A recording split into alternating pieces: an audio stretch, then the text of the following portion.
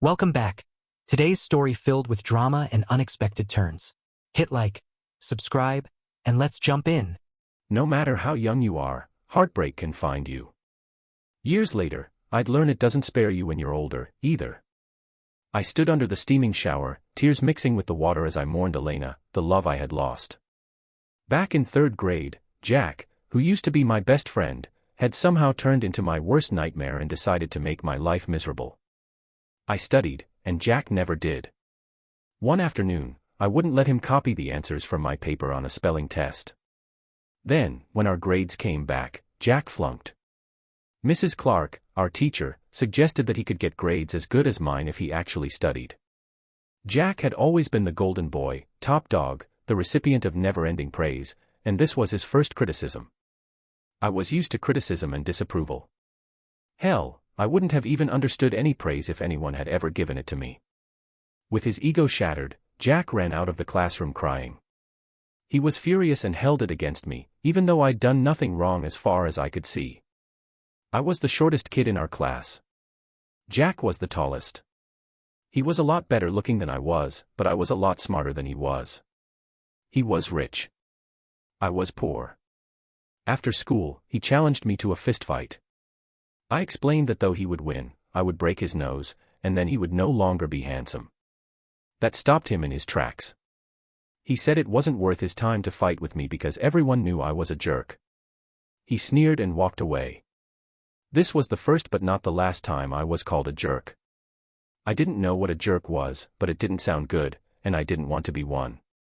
But Elena had been my girlfriend since kindergarten. "You really like Elena, don't you?" Jack asked during recess a few days later, with a mean smile on his face that I didn't yet understand, as the two of us walked over to the water fountain where Elena was drinking. "Yes, everybody knows that," I answered. "Well, she isn't your girlfriend anymore. She's mine." "You may be smart, but you're ugly," Jack said. He asked Elena who her boyfriend was, and she said that Jack was now her boyfriend. Jack called me a loser and laughed in my face. I was crushed and ran away before I started crying. I could have taken the school bus home, but I didn't want anyone to see me crying, so I walked the 2 miles with tears streaming down my face. I was out of breath when I reached my front door. When I poured out my heart at home to my older brother, he shocked me. "Why would any girl want you if she could be with Jack? He's tall and incredibly handsome. If he were older, I'd go after him myself." I thought that was the ultimate betrayal until my mother chimed in, and then I had to realize that I wasn't handsome or tall, that unlike Jack, I had no personality, and if I was lucky, I would go through life maybe being a girl's second, third, or fourth choice, but never first. I didn't cry or even get angry. I realized that I would have to make my own way in life, alone. It was also the last day that I loved Elena, my older brother, or my mother. My parents were divorced, and I wanted to live with my father. He often took my brother places but never took me. He bought him presents, but there were never any for me. I phoned him and asked if I could live with him and not my mother. He dropped a bombshell. He was sorry I was a nice boy, but I wasn't his biological son. Neither he nor my mother ever figured out who my biological father was. He called my mother a. I had to look that up in a dictionary along with jerk. I wasn't as broken up as perhaps I should have been upon learning that I really was a jerk. It made sense because everyone always treated me like I was a despicable person, even though I had done nothing wrong. Some children weren't even allowed to play with me because of my parentage. I was made to feel guilty just because of how I was born. I asked my mother who my father was. She claimed that she didn't want to discuss it. When I kept asking, she slapped me in the face and ordered me never again to mention it. I was just so numb inside that I didn't even cry or scream. I didn't think my pain through in philosophical terms. I was much too young for that. Instead, I decided that I hated them all so much that I wouldn't let these jerks ruin my life. In fact, I would have a great life just to show them what fools they were and how they should have been nicer to me. It took me many years until I met my wife, Emma, and again trusted a woman after the debacle with Elena. I started reading and tried to forget my pitiful life, living vicariously through the heroes in the comic books I read. Then, as I learned to read better, for a few hours, I would lose myself in novels. I was a brave English secret agent holding a beautiful woman with one hand while saving the world from destruction with the other. The rest of the time, I was either an astronaut surrounded by beautiful women or a World War II fighter pilot who was loved by a movie star. Reality had no allure or appeal to me. Why should it? Eventually, I began losing myself in the classics, which, for some reason, I came to love more than the trashy novels I had been reading. I had to keep a dictionary next to me to decipher the big words that I didn't know. The happiest moments of my childhood were spent lost in a novel or a movie. I guess it shouldn't be a surprise to discover that I became a professor of classical literature at a local community college. Occasionally, I also taught a class on comic books and their effect on juvenile culture. That was also the subject of my master's thesis.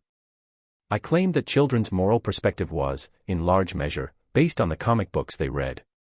If their friends also read and loved the same comics, it further cemented these notions of right and wrong. Some English departments thought my thesis frivolous. Perhaps that's why no four-year college would hire me. Only the local community college did. At a job interview, one department head suggested that I should have written a thesis on how the works of Shakespeare affected children. I replied that for each child who read Shakespeare, 1 million read comic books. Big surprise, I didn't get that job. A month after Elena dropped me for Jack, Jack dropped Elena, who tried to crawl back to me during recess, but I refused to ever again speak to her. In 4th grade, I walked to school every day with Clara. One day, she wasn't there. Her mother informed me that she walked to school that day with Jack. So much for Clara. Of course, Jack dropped her after 2 weeks. She was crushed. She really liked him, insanely. She expected me to offer her consolation and empathy when she told me what happened. Instead, she received only my laughter. By now, even I understood Jack's motivation and game plan. In 6th grade, I had a birthday party at a local ice cream parlor. Naturally, I didn't invite Jack, but he learned of the party and showed up despite my warning. Several weeks later, Clara tried to come crying on my shoulder about how much she loved Jack and how he broke her heart. The stupid girl expected sympathy from me. Jack and I attended different high schools. I went to Eastside Academy. It was a magnet for smart kids. There, I met Alice. I thought I was safe from Jack's attack, but I was wrong. I don't know how he learned I was dating Alice, but one day when I asked her out, she explained she was now dating Jack. Jack's father was a wealthy dentist. He cheated on his wife repeatedly, and she divorced him. Though Jack's sister lived with their mother, Jack lived with his father, who bought his son a Mercedes-Benz and expensive clothes to make amends. I wore jeans and t-shirts. My mother had very little money, so I traveled by bus. Now, why would a girl prefer to go on a date with a boy in his Mercedes-Benz instead of traveling by bus with me? It was one of life's mysteries, to absolutely no one but me. I believe that it wouldn't matter to a decent girl. I never met a girl like that. At 15 or 50, every man sometimes plays the fool for a woman. It's the nature of the beast. Though it did seem to happen to me more than most other guys. Isabella was my girlfriend from 15 to 16. Of course, I trusted as well as loved her. You may be thinking, what can a 15-year-old know about love or trust for that matter? When we were 16, I took Isabella ice skating to the local rink. I didn't know that Jack worked there. We had a great time, even though Jack flirted with her as we put on our skates, and he skated circles around us. He was easily twice my size. If he had tried anything, though, I would have gone ballistic on him. I didn't care how much he would hurt me. I would hurt him too. Jack saw the look on my face when he tried to skate with Isabella and skated away. It was a smart move on his part since he would probably have lost his job. He operated the ice cleaning machine. It's called a Zamboni, and all the girls swooned over him.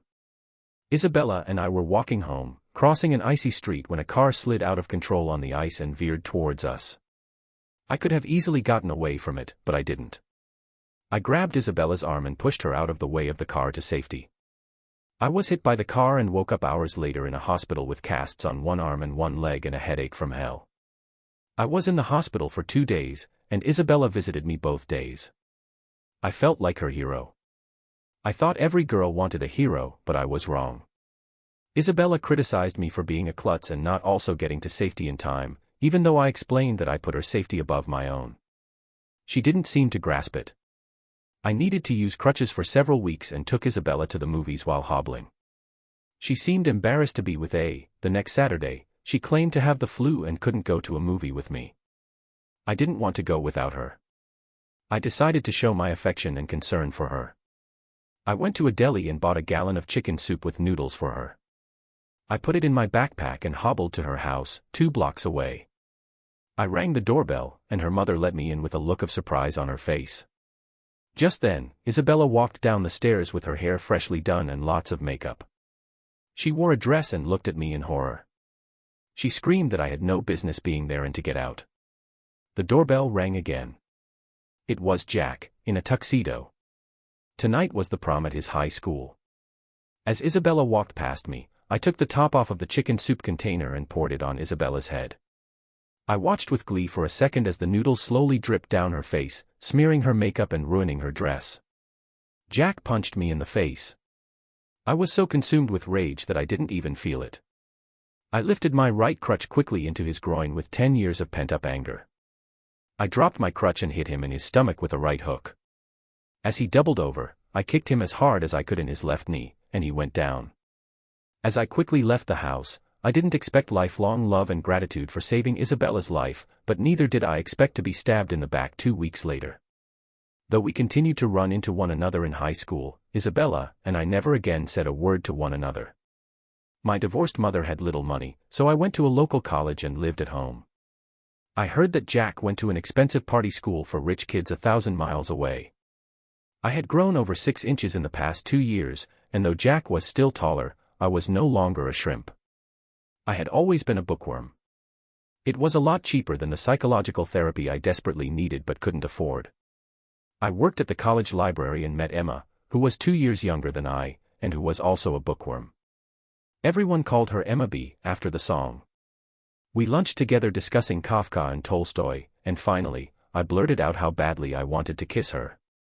She leaned forward and her lips met mine. Despite Elena, Clara, Sarah, and Isabella, I knew in my heart I could trust my heart to Emma because I had an ace up my sleeve. I was absolutely, positively sure I would never lose her to Jack. We dated from September to Thanksgiving, and I had never been so happy in my life, and let down my guard for the first time since I was 8 years old. It felt wonderful. Happy was a strange feeling that I rarely experienced.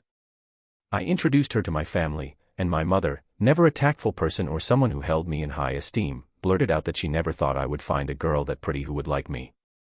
Then, with a puzzled look, my mother asked Emma what she saw in me. Emma took my hand and explained that not only did she think I was cute, but unlike all the other men she knew, she could trust me with her heart because I wasn't an uncaring egocentric cheating jerk. I was so happy, I almost cried. My mother was shocked that a girl could love me. I think it destroyed her worldview. My father divorced my mother because of her repeated cheating. It was just one more reason that I hated her. Emma's mother left her father because he had cheated.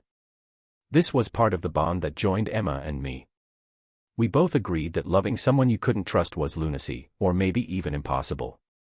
Love without trust was just an illusion, a fantasy with no real substance. I took those words to my very heart, and I thought Emma also had.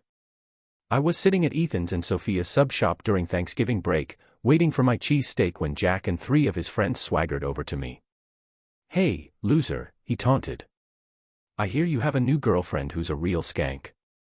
I can't wait to meet her and take her away from you.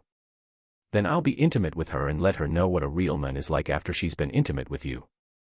I hear she's a real." While Jack was busy berating me, he was unaware that my new girlfriend stood behind him. "Well, Jack, I'm going to marry this girl, and I don't think she wants to jeopardize that with a jerk like you," I said. Jack folded his arms. "There isn't a girl on earth who would go out with a poor, ugly, bastard, loser like you that I can't take away. Not this time, idiot. Actually, I found one who already hates your guts and you can't date her." "What's her name?" "Emma," I responded. "She's standing behind you." Jack turned, and my new girlfriend slapped him hard across his face. "Watch who you call a skank, big brother," Emma said as she sat down next to me. "You're as big a jackass as our father." Jack was at a loss for words, and while bent over silently, he walked away, coughing. Emma and I have been married for over 40 years. We only saw Jack during Thanksgiving dinner at my mother-in-law's. I always thank him for winnowing away all the unfaithful, two-timing losers I liked, clearing a path for Emma and me. Thanks to his help, I was able to figure out the difference between a lady and a, so I was ready to appreciate Emma when we first met. Once, after we both drank a lot of whiskey, I asked her why she devoted her childhood to tormenting me. She smiled and said she did it because everyone loved him and despised me, so he could get away with it, and it was so much fun. She considered it his hobby. Jack was divorced for the third time already. He had a son and a daughter, neither of whom would talk to him or have anything to do with him. That broke his twisted, self-centered heart, which surprised me. He was really good at starting relationships, but not so good at maintaining them. Few women wanted a cheating husband, no matter how handsome he was. What really pissed me off about Jack was that he got in on cryptocurrencies on the ground floor and made a fortune, which he enjoyed rubbing in my face every Thanksgiving when we all got together, until his death 8 months ago. I guess you could say that even after his death, Jack found a way to mess me up with one last parting shot. It was a coup de grace. If he was in hell and looking up at me, I knew he was happy at my misery. Other than my wife, Emma, my standard 50-pound French poodle, Ruby, is my best friend. She's warm, loving, adorable, and loyal. She's smart as a whip, well-trained, and also the best private eye around. Now I call her my private eye pooch. Like most people, I talk to my dog. Unlike most people, I also listen to my dog. While walking her, she dragged me to the house of my cheating wife's boyfriend, though at the time, I didn't know it. Emma and I are both over 60. We met in college, and we've been married for over 40 years. So I never dreamed that my wife would start to cheat on me. Now, of course, there was that one suspicious incident 40 years ago with our next-door neighbor's movie star handsome brother, and another possible one-night stand with her personal trainer 20 years ago, but I never had any proof. And though I chalked it up to my paranoia, I always kept my eyes open. Emma's best friend since junior high school, Diana, was so beautiful she could sleep with any man she wanted, and she did. She also died of cancer about 30 years ago. I thought that was one of the major reasons for my wife to remain on the straight and narrow. The other was her fear of getting an STD. I think our marriage was number 3 on her list. I thought we both loved and cared about each other. She took care of me after my hip surgery, and I did the same for her after a knee surgery.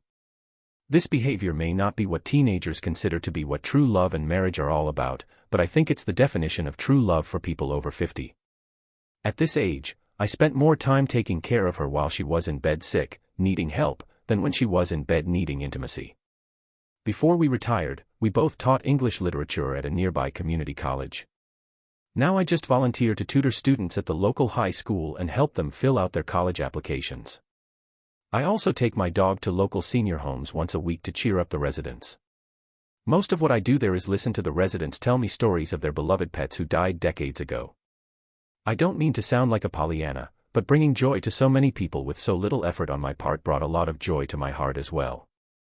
When Ruby was extra special nice to someone in the rest home, I knew that person would soon pass away. Ruby could smell it and made a fuss over that person. Have I mentioned that, other than Emma, Ruby was the kindest and most compassionate female I'd ever known? My weakness now that I was retired and had a lot of free time was watching gangster movies. I had almost memorized the dialogue in the first 2 Godfather movies. I must have watched each 100 times. I thought the third one was a dud and only watched it 20 times. Though Emma taught literature, her passion or weakness was reading cheap romance novels where the handsome, ostensibly poor, young stud sweeps the much older widow off her feet and takes her to a lavish villa and vineyard in Italy, where she discovers he's a wealthy nobleman. Can you imagine believing such nonsense? She spent the last year trying to write one of these trashy novels about a 60-year-old cookbook writer and her young Italian lover. The working title was A Taste of Tuscany. When I asked her if it was about oral sex, she didn't laugh. She was learning Italian so she could write some of the dialogue in that language. The writing hasn't gone well, and she kidded with me that she needed to do some personal research in the field with a young stud. I didn't think she was serious, but I didn't think the comment was funny either. When I look at her, I still see the 18-year-old girl I fell in love with. She's still beautiful to me, but everyone else sees an overweight 60-year-old grandmother with a wrinkled face, big bum, and thick glasses. 6 months ago, Jack died, in the saddle, so to speak. Surprisingly, it wasn't because of a jealous husband but a bad heart. Perhaps insensitively, I said to his sister that I was shocked to learn that he even had one. Now that he's dead, she loved him and thought him perfect, and she was furious with me. I was flabbergasted by her doing a 180 after all these years of despising her brother. Though I don't think he planned it that way, only because he wasn't that clever, his death exacted his most insidious and devastating revenge on me. He left his sister, my wife, a huge sum in cryptocurrency in his estate, after which everything in our marriage went downhill in freefall. My wife, Emma, was using Victor, an attorney, to sort out the tax consequences of the inheritance. Our longtime attorney and friend, Michael, had retired, and a 40-year-old, devilishly handsome lawyer inherited us. He spoke a few words of Italian to my wife, and while that made me groan, it convinced her to hire him. He didn't strike me as any more of a jerk than any other lawyer I had met. I was wrong. Not all lawyers are jerks, this one was. I would soon find out. My late father was an honest, moral, ethical lawyer. That's why he barely made a living, and my mother had to work even before they were divorced because of her cheating. Except for Emma, all the women in my life cheated on me. Even though he wasn't really my dad, my father often gave me good advice. He once told me that most lawyers are paid to lie, cheat, and steal from their client's adversary. A lot of lawyers also lie, cheat, and steal from their clients before they reject them because they aren't their biological children. I loved and respected him so much, and I cried because he didn't act that way towards me. He's been dead for over 40 years, and his treatment of me still hurts. After he spent $100 on my sister's Thanksgiving present, would it have killed him to spend $5 and buy me one too? Hell, he hadn't even put any coal in my stocking. I don't think I'm a stark raving lunatic, but with the way I was treated during my childhood, I think I would have the right to be nuts. Somebody once said, "The pain which doesn't destroy you makes you stronger." Well, if that's true, I must be Superman. A photograph of Victor's wife, Camila, a fashion model and centerfold, sat on his desk. She appeared to be way north of high maintenance. She looked like it must be exorbitantly expensive to keep her happy. I didn't think a lawyer's salary was sufficient. You'd have to be a rock star or something to support her. Fortunately, it wasn't my problem. The walls were festooned with posters of Ferraris and Formula One race cars, which Victor said he dreamed of one day owning and possibly racing at Le Mans or some such race course. He had already chosen a name for his fantasy race car, Volare, which my wife explained meant "it flies" in Italian. My dream was for Emma and me to just lie down on a tropical island beach in the hot sand with a couple of cold tropical drinks in our hands, with a breeze off of the ocean to cool us down. I didn't need a Formula One race car. My 15-year-old Audi A3 was fast enough for me. In truth, it was really too fast. My reflexes weren't what they once were. Honestly, nothing about me was like it once was. That's the price you pay for getting old, but I didn't complain. I had too many friends who lived their whole lives in great shape because they died so young. I certainly wasn't jealous of them. At our age, Emma and I were used to the deaths of close friends. It seemed to occur about twice a year. We never got over it and never completely recovered from it. For 30 years, when she heard a funny joke, Emma would phone her friend, Alice, to repeat it. From habit, she did that last week, forgetting for a moment that Alice had died the month before. My wife had a crying fit for an hour. These deaths affected me a lot, but they affected Emma a lot more. She obsessively worried about how much longer she had to live. No amount of comforting from me helped her. She sobbed that she was sick of her boring life and wanted some fun, excitement, and adventure before she died. She began singing a very old song from the 1950s about living life to the fullest. It was called, "I'm Going to Live Till I Die." Looking back, I think that was the moment I lost my wife. The first thing my wife did with her brother's money was to trade in her 6-month-old Mazda MX-5 for a new, bright red convertible Jaguar F-Type because she claimed she deserved it and could now afford newer and better. She called it her Babe Mobile. I suggested she buy a Mercedes, but she said that was an old lady's car. Then she got a nose job, a facelift, and her butt and breasts magically lifted back up to where they were 40 years ago and enhanced with a ton of silicone to a size that was ridiculous. I could hardly recognize her. Honestly, it was not an improvement. The surgeries didn't make her look younger, only harder. But I kept my mouth shut because I would never hurt her feelings. Imagine a cheap new paint job on a battered and dented 1957 Chevy Bel Air with too many miles on the clock and too much junk in the trunk. When I told her I was afraid she'd trade me in next, she told me that maybe I should up my game. She just laughed when I asked what game we were playing. Then, I became very worried that I would be traded in next, especially since she now always came up with excuses not to be intimate with me. She had more headaches than an actor in a Tylenol commercial every other day. For the last 6 months, Emma would try to look like a 20-year-old, spending an hour putting on makeup and fixing her hair. Then, she put on hot yoga pants with a running bra to walk our dog for a few hours. She would return home tired but happy and run into the shower. However, our dog was suspiciously not tired out by these supposedly 2-hour walks. Our neighborhood is just one street, about 2 miles long. While walking our dog, she ignored everyone's house except ours, my sister's, and my son's houses. As we walked past those houses, she'd run up the stairs to their homes because of their familiarity. She never climbed the stairs to strangers' houses. My wife used to go to the hairdresser once every few months, now she went every week. One cloudy day, my wife had a hairdresser appointment, and I walked our dog down one side of the street and up the other. I was surprised when she ran up the stairs of a stranger's house. At least the owner was a stranger to me. I made a mental note of the address and filed it away, hoping I would never need that information. It certainly put me on my guard, but that wasn't enough for me to confront my wife. Besides, if anything was going on, I didn't want to put her on her guard. She didn't go out for girls' nights with her friends. She didn't hide her cell phone or change her password or make secret phone calls. There were no strange numbers on her cell phone or home phone bills, mostly her sister, our children, her estate lawyer, and the local pharmacy, where we unfortunately spent too much of our money on prescription medicine for my wife's high blood pressure, diabetes, eye condition, depression, and over-the-counter painkillers. That night, I sat down with Emma and 2 glasses of expensive French champagne in front of the fireplace, with Frank Sinatra singing all the way. I thought it was pretty romantic. "Emma, you've seemed so distant lately. Is anything wrong between us?" I asked.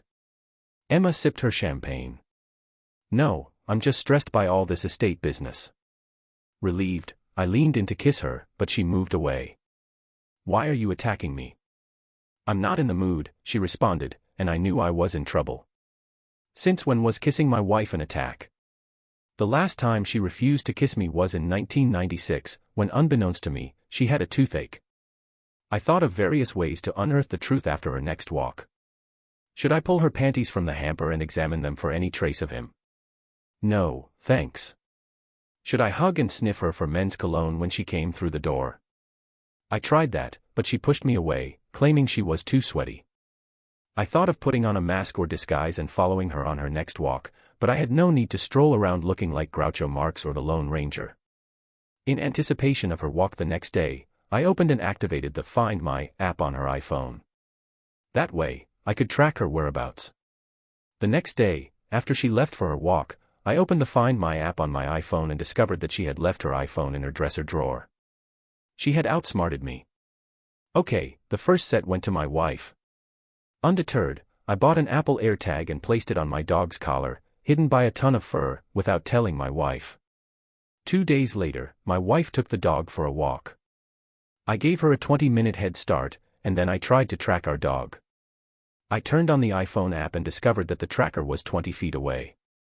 I hit the Make a Noise button and discovered that my wife had removed it and put it in her dresser drawer next to her iPhone. Score 2 for my wife, but the game wasn't over. Well, high tech hadn't worked. Maybe my private eye pooch would. I drove down to the house my dog had previously alerted me to. I walked up to the door and pushed a large planter next to the door. Standing on my toes on the planter, I peered through the small glass window on the top of the door and saw an empty living room. I yelled out, "Ruby, speak. Ruby, come," and my dog let out a loud series of barks. Ruby came running to my voice, pulling my wife and her estate lawyer, who both tried to cling to her leash. To give the devil his due, her lover had a pretty large tool. I knew now what she saw in him. I also knew that her money was what her lawyer saw in her. The lawyer, a man in his 40s, was a partner in a large firm. I was amazed how my 40 years of loving her evaporated in 1 second. Of course, I took photos with my phone. I opened the mail slot at the bottom of the door, painfully knelt down on my arthritic knees, and yelled inside, "You can keep that cheating, expletive, I'm divorcing her, but let out my dog or I'll break down the sliding glass door on the side of the house and beat the crap out of you for dog napping." I heard the sliding door open, then quickly close as my dog ran into my arms, licking my face as if to tell me, "I told you so." I'm glad my bluff worked. I'm in no condition to beat up anyone, but I knew that I would have my revenge on that jerk lawyer no matter what it took, no matter how long. He had destroyed my marriage, and I would destroy his life, though not with a baseball bat, as tempting as it felt. Nora's brother, that son of a, expletive, Jack, had indeed had the last laugh on me and destroyed my marriage with his money.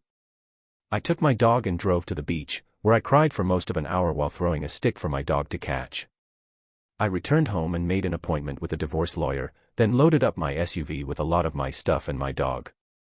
I phoned my oldest son and asked for 2 favors. 1, could I stay there for a few days, and 2, could he refrain from asking me why? Then I cried for another hour. I cried for my lost marriage and I cried for being a fool. Mostly, I cried about my uncertain future. I didn't want to be 60 and single. I don't know how.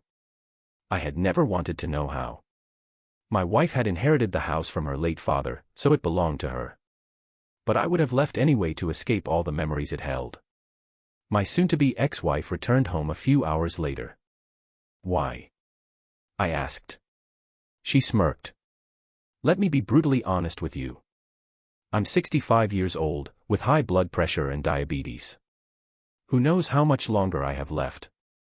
Now that I'm rich, why would I waste my remaining years with a 60-year-old, pasty-white, bald, decrepit old man with arthritis in his knees who can no longer ski or bike or play tennis with me? I'm rich now, and I can afford younger and better, so I've traded you in for a newer, shinier model, just like when I traded in my Subaru. You've always been a great husband, but now I want younger and better. I deserve younger and better. And frankly, now I can afford younger and better." "It's nothing personal," she said. "Nothing personal." I thought. Does she think she's Tessio from The Godfather? I've never won a disagreement with my wife, so I didn't waste any time trying to argue, especially since her characterization of me was spot on. I asked her how many other men she had slept with during our marriage. "Only 4, she answered, with no shame on her face. "But you know what? I'm glad I know who my father is," she said, driving the knife deeper into my heart. I wanted to call her an idiot, but that would end the conversation and not get me anywhere. While we're being brutally honest with each other, once your boy toy gets his hands on your money, how long do you think he'll be hanging around with Emma, the 60-year-old grandmother? I asked. "He loves me," she said, more to convince herself than to convince me. "When I look in the mirror, I can see that I don't look my age." I took off the Coke bottles masquerading as her eyeglasses, cleaned them on my shirt, and held them up to the light as I gazed through them. "The problem is, you need new glasses. You're no longer Nora Q. Your new theme song is from the Everly Brothers' Wake Up Little Nora. Wake up," I said, and I left. I staggered onto the street, weak in the knee and weak in my mind. I hadn't just lost my wife. I had also lost the guiding philosophical star of my life.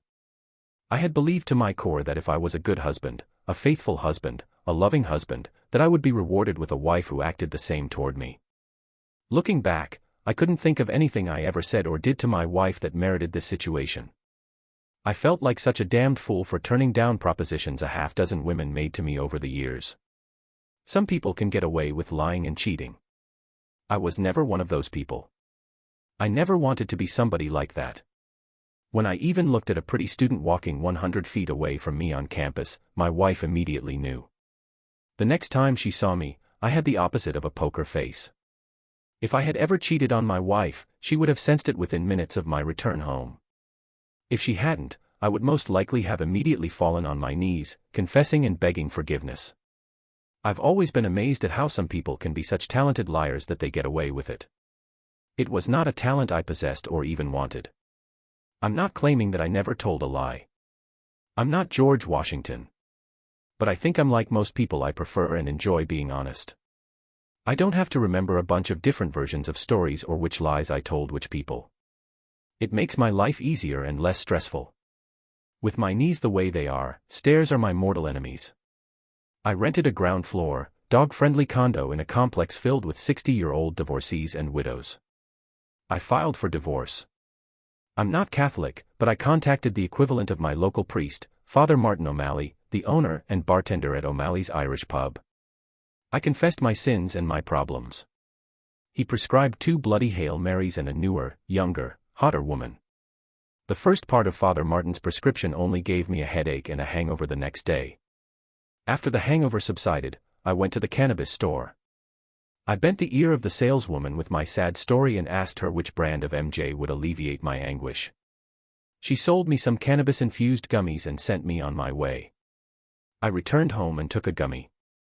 I rummaged through some moving boxes and found an ancient Jefferson Airplane album and an equally ancient turntable, which I carried back to the living room and installed. About an hour later, as the cannabis hit, I was devouring chocolate chip cookies and singing along with Alice Slick. I thought I sounded great, though my dog disagreed and howled in pain, trying to cover her ears with her paws. Yes, Alice, you're right, one pill does make you larger, and I do need somebody to love. While stoned, I fantasized about my wife phoning and begging forgiveness. Would I be noble and take her back, or think only of my male ego and say no? I couldn't decide. Strangely, the worst part of the experience was hearing her say, "It's nothing personal." I felt like Tessio, one of Michael Corleone's enemies, who knew he would soon be rubbed out. I played with the idea of following my ex-wife's lover and ambushing him with a baseball bat. I calculated the slim odds of getting away with it. Besides, he's too young and strong, plus I don't want to go to jail and miss watching my grandchildren grow up. My children told me they wanted to disown their mother, but I talked them out of it. She may be a lying, cheating, expletive, I thought, but out loud, I said, she's still your mother. Your suddenly very rich mother. Nora and I divorced because she was so rich. Even before she sold her house, she gave me our savings and didn't attack my 401k. Financially, I made out rather well, but it didn't make me happy or satisfied. I'm a very petty person, and I needed revenge on both of them for humiliating me and destroying not only my marriage but my faith in humanity and justice. It kept me up night after night. I understood that her lawyer would steal her money and dump her. I almost felt sorry for her, but upon further reflection, I reveled over knowing that everyone but my wife knew that our children tried to resurrect her sanity, but she merely ignored them and threatened to cut them off financially. To their credit, they ignored her threat and continued trying to bring her back to reality. It was a lost cause. They were also smart enough to know that her threat to disinherit them was ridiculous. When her boyfriend was done with her, she would have no money to leave to anyone. Sleeping with a client is a no-no for lawyers in California. I filed a complaint with the Bar Association, then I sued the son of a expletive and his firm for malpractice and breach of fiduciary duty. At the insistence of the firm, his malpractice insurance carrier settled out of court for enough money for me to buy the condo I was renting with some leftover. He was disbarred. Every day I hit the gym at the complex. I'm still bald because I thought I looked stupid wearing a wig. I still have arthritis, but I've lost weight and gained muscle. I'm no longer pasty white because every sunny day I'm out at the community pool working on my tan with my dog, who is a babe magnet. I had better luck with the second part of Father Martin's prescription. I'm casually seeing Megan, a widow in her early 50s whose children are grown and whose arthritic knees are as bad as mine, which was the gist of our first conversation. Once again, my dog Ruby saved the day. Megan also has a standard French poodle, Max. We met while we both walked our dogs and both had to sit down on a bench because of our arthritic knee pain. It led us into an informed but heated disagreement on the relative merits of Advil versus Tylenol versus Aleve for knee pain. It was a far cry from the many discussions I had about different kinds of drugs while I was in college. I guess relationships have started over things even sillier than that. Neither of us ever wants to marry again or even live together, which is great, I guess. Some clouds have silver linings because we both have arthritic knees. We can't play tennis, ride bikes, or hike together. All we can do is make love, and we do that a lot. After we make love, one of us walks, or more honestly, hobbles, 100 feet away to their own apartment. I introduced Megan to cannabis gummies with an ice cream chaser, after which we both act like horny teenagers.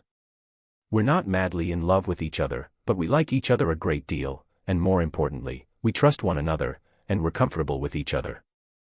At my age, that's a lot. Thank goodness I didn't have to resort to singles bars or online dating. I could just imagine what I would have posted. Single 60-year-old, decrepit, bald, arthritic man with his own teeth seeks beautiful younger woman with firm body in her own teeth. Lots of luck with that, right? I guess it wasn't a pretty picture.